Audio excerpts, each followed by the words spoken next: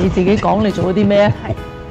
咁我哋咁樣話，我哋平時都係咁樣嘅喎。係。我平時都咁玩嘅喎。我照講啦，其實嗰日咧就要拍個 kiss 個鏡頭嘅。係點啊？一開始我唔知佢講啲咩，跟住我就喺度忍唔到笑啦，我唔記得咗佢講咗啲乜嘅。跟住到後尾佢突然之間，我哋好認真準備開始咧，佢就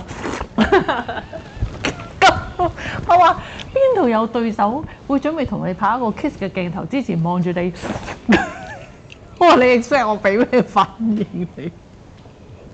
但我又冇，我做呢個反應冇咩特別意義。不過我哋平時都係咁樣。係玩咯，係玩咯，係啦。對於你哋嚟講，拍喊戲會尷尬啲，定係拍 kiss 戲尷尬啲咧？唔尷尬㗎。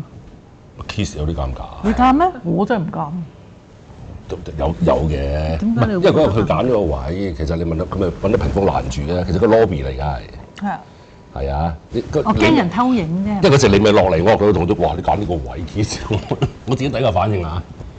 係真嘅，後尾佢咁咪話攔住咗，咁咪好啲咯。即係你驚人望住你 kiss？唔係，嗰啲唔係我哋工作人員嚟㗎，啲人行嚟行去㗎係。哦。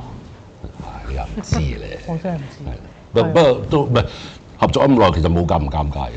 不過嗰時嗰個環境嘅時候，我可能有調整下，咁所以去到佢嗰度拍嗰陣時，佢又覺得一個爛晒所有咁，我哋喺好安靜嘅地方，我哋做呢即係拍呢個鏡頭啦。所以對大家嚟講都係一個好 safe 嘅場景咧，就做乜都得啦。係唔 safe 嘅都 OK 嘅，對我嚟講。好啦，咁我哋咧而家咧就喺 live 嘅觀眾咧都係。